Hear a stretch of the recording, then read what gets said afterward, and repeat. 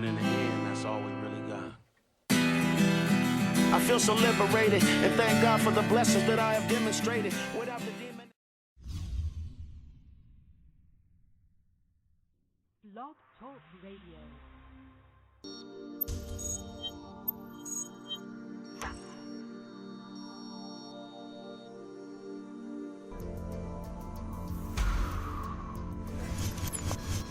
Welcome to YMP Media One Network, which consists of Young Men's Perspective magazine and radio show with your host, Jeff Hodges. It's our mission to be your premier conscious magazine and radio show. Our goal is to use these outlets to engage, encourage, and enrich our youth, so we are ensured more of them achieve in school and succeed in life. Our focus will be on providing articles and segments along with our experts, who will assist us in developing solutions that provide valuable information and vital inspiration to our youth. This will make them stronger, more productive individuals by assisting them in overcoming the real challenges they face on a daily basis. It is our aim to always help our youth and maximize their potential. Change your thinking, change your life. Welcome to YMP Media One Network.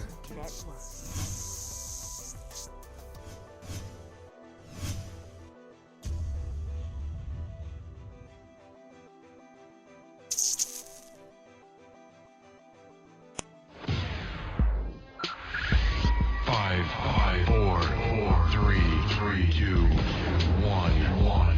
You are listening to Young Men's Perspective Radio. Young Men's Perspective Radio. with your host, Jeff Hodges, where we look to enrich, encourage, and engage our youth here on Blog Talk Radio. Where we interview individuals such as Susan Taylor. We're a community in crisis, and we have to step up, we have to stand up, we have to speak up, we have to work together. Sorry X.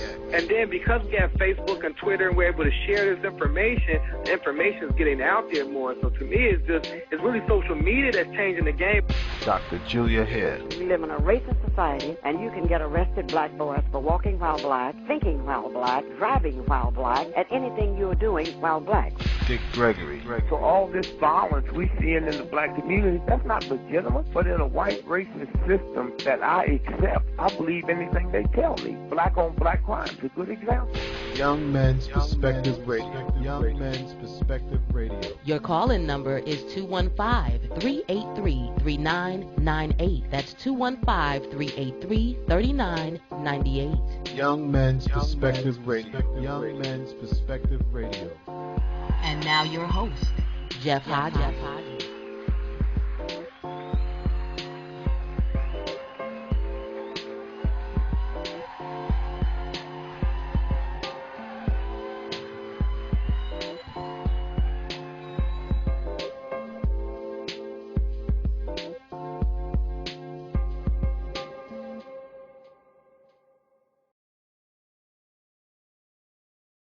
Today named you one of the top 25 most influential people of the past 25 years. Most people don't know what they're doing in the next 25 days. How is it you have such clarity and insight? Well, I don't know that I have any. I go to work every day and do what's in front of me. I have a vision to be helpful to the planet, animals, the planet, and people. I'm a servant. I'm aware of that. I've learned that over the years. So the clarity is in every meditation. To be awake and to do what's in front of me, not to be moved around like a sheep, to be able to work from inside instead of the noise that happens on the outside. In other words, when you work from the inside, there is a clarity. And so I meditate daily and try to make choices based on what's in front of me and do what's right and have less fear and also less influence from the noise or the norm that's promoted to everyone. In other words, the norm is to help abuse 40 billion animals every year and eat them and make yourself sick and destroy the environment because we eat them. As you know, you may know that the greatest cause of global warming by 2 times more than all the planes, trains, and automobiles put together is just the cows farting. That's a UN report. That UN report is made available to everybody, but people block out. They just continue to eat those cows and make them be born. They're not just cows. They're made to be born into suffering.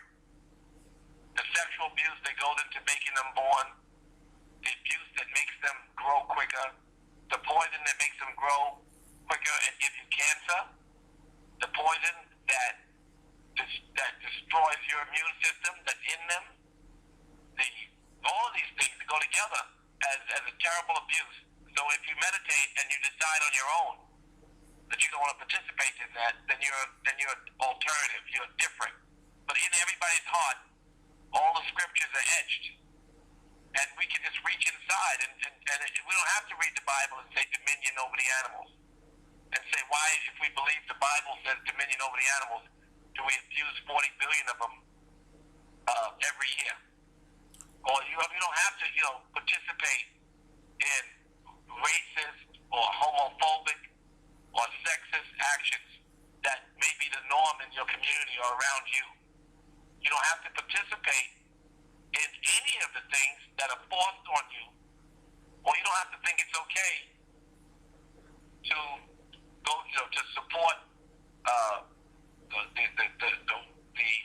abusive policies that the government may undertake on, or the selfish policies that, or you don't have to think it's okay that, so it's ongoing, but through meditation and through looking inside, we all know better. It's a question of, can we do better? So I'm learning to do better, as opposed to just hearing, I hear so many things are wrong, and then people just continue to act unconsciously regard to their participation in it or allowing it to happen around them. So as you, and I say I go back to meditation because I go back to my own heart, or what's inside me and etched inside me. Some people could say that's the presence of God inside you. That operating with that presence, with that relationship with God, or that self, the higher self, is something that we all are moving towards, whether we like it or not. We can't escape the truth, but we can play around with it, but we can't escape it. And I say it's very important because I don't know that people recognize their ability to change, their ability to move towards God. Some people don't recognize that, taking that step. You hear it all the time. Your mother tells you, your father tells you, your preacher tells you, your rabbi tells you, your imam tells you, your monk reminds you. But all the scriptures tell us the same things. And when we deviate from them, we suffer. So my promotion to people is that your prophets are right. What they promoted to you is true. And that the shortcuts and what the world's promoting to you, if it doesn't align with what you believe to be true in your heart, then you don't have to contribute or be part of it.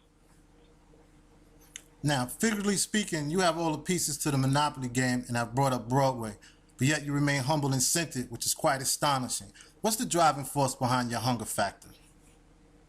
I'm getting ready to turn to dust any minute. I'm just here for a minute, and I'm a servant, as each of us is.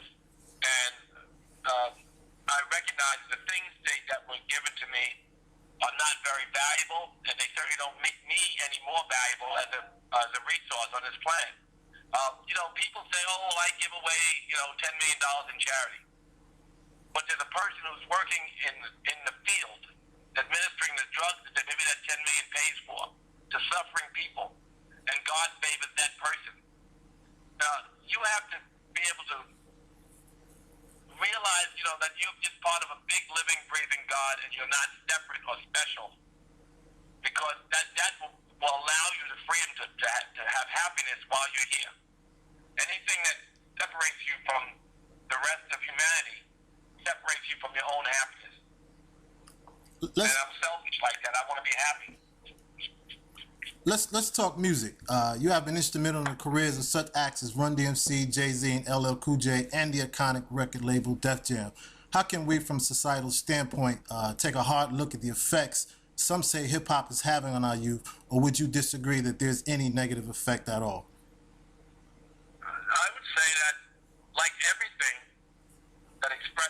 reality. If it's expressed in a way that's inspired people towards making bad choices, then it's not a positive thing. It's a negative thing.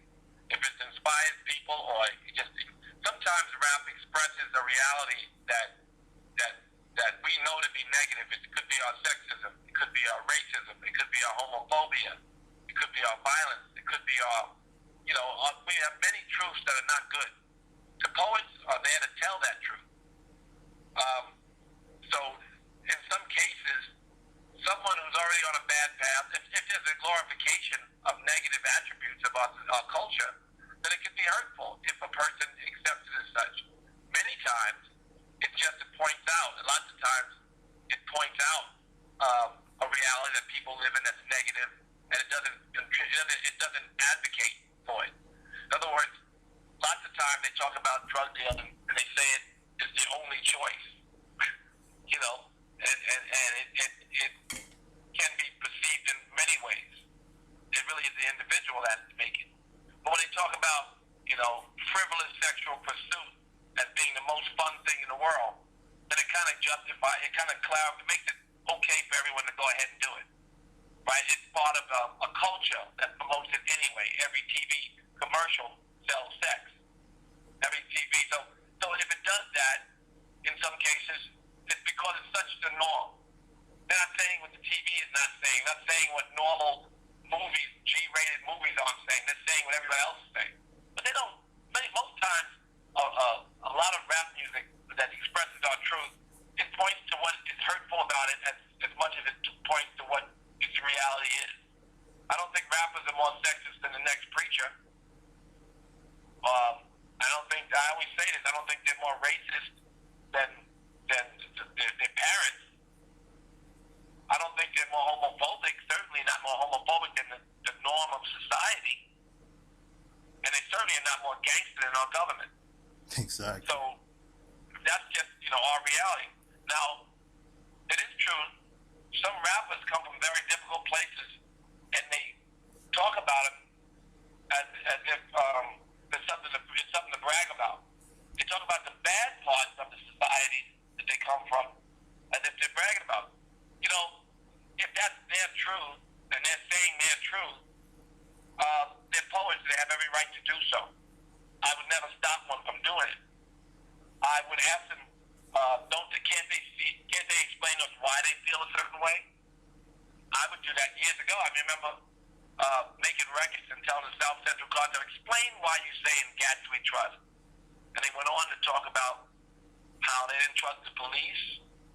They didn't trust they went on and they didn't trust much of anything. And they made it very clear, and you understood the mindset much better. And it didn't glorify it. It just made it seem that, the kind of hopelessness that really did exist in some members of their community, including themselves, I guess. Now, you have invested and emerged with all sorts of leading industry ventures. What's your formula for adding a new business to your entrepreneurial portfolio? It takes a long time to convince me to go to business, and it usually takes a long time for that business to come to fruition. I don't like to get involved in new businesses because they take forever to develop, and because they take a lot of time. You have to be very clear how much you love what you're doing. My new digital solutions company, I invested because this woman was so brilliant, but I knew that no matter how brilliant she was to run the company, narrative it's called. Narrative is going to take a lot of work from me, and it's going to take a long time to really become the company the big successful company that it will eventually become. My financial service company took 5 years to be successful. No one knew what it was when we did it. No one had ever heard of it. This idea that I loan my name to a company is crazy. I built an industry. We were first. Nice that American Express is in it. Nice that Chase Manhattan is doing it. It's great that other companies are doing it. We were first. No one even understood what we were doing. They're just now understanding it 8 years later. I too am present for peace and supporting initiatives such as the Peacekeepers and Captain Dennis Harmon has created some backlash for you. Talk about why you decided to become a major part of this worldwide initiative and why you believe you were recently criticized for doing so. What am I criticized about? Tell me which criticism I got now. Well, there was an article where I read they spoke about the fact that he being a ex-felon, and you also mentioned Chaz, which is from my neighborhood, who was also a bank robber and ex-felon himself that's involved. And they kind of just was coming at you and kind of clouding the issue. I believe it had something to do with something along the lines of another issue in all itself. Which issue, that Nation of Islam? Yes.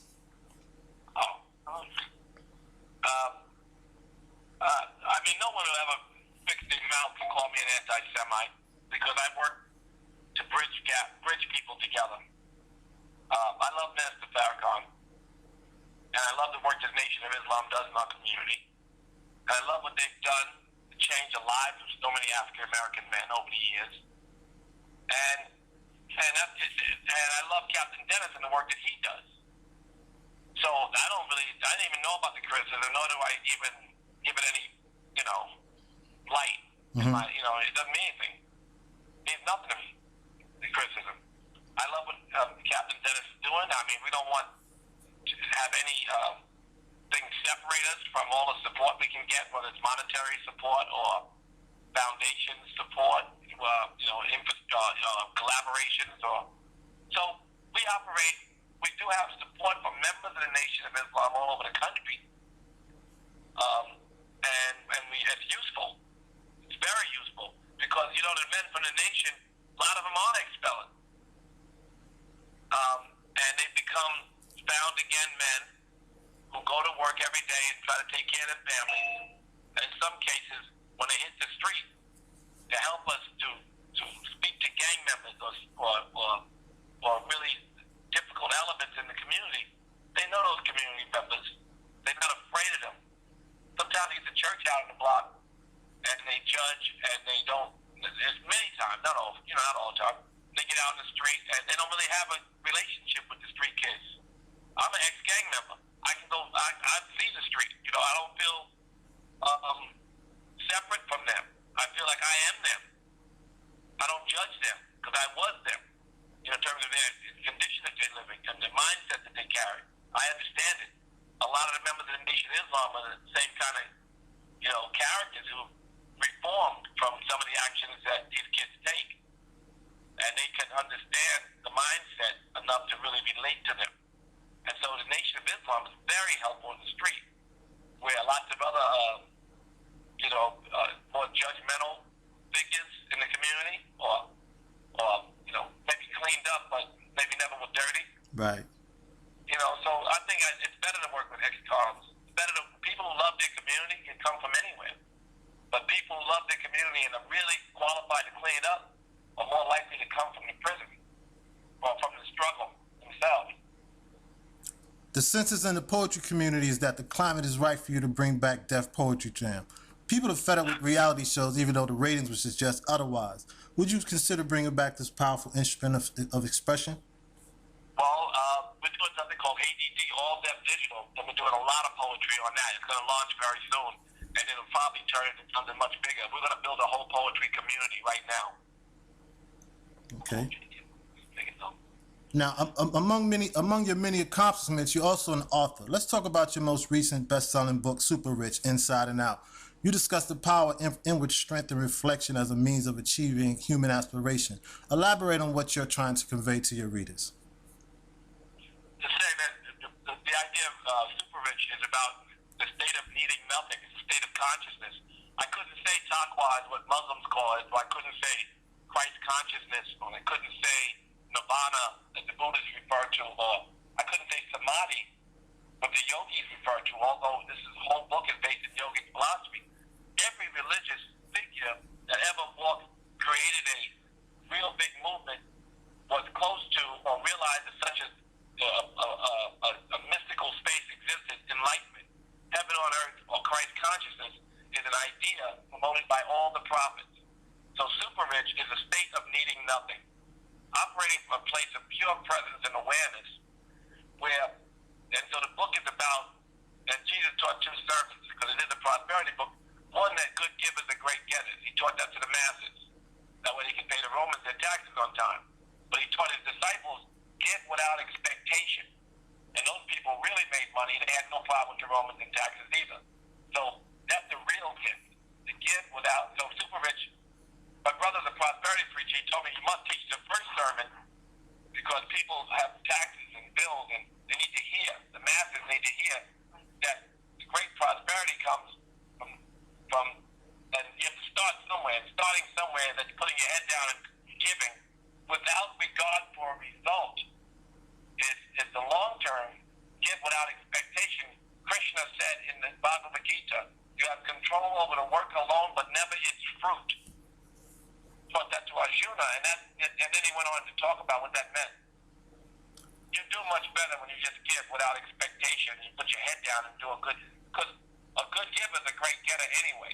But worrying about getting separates you from the process of giving.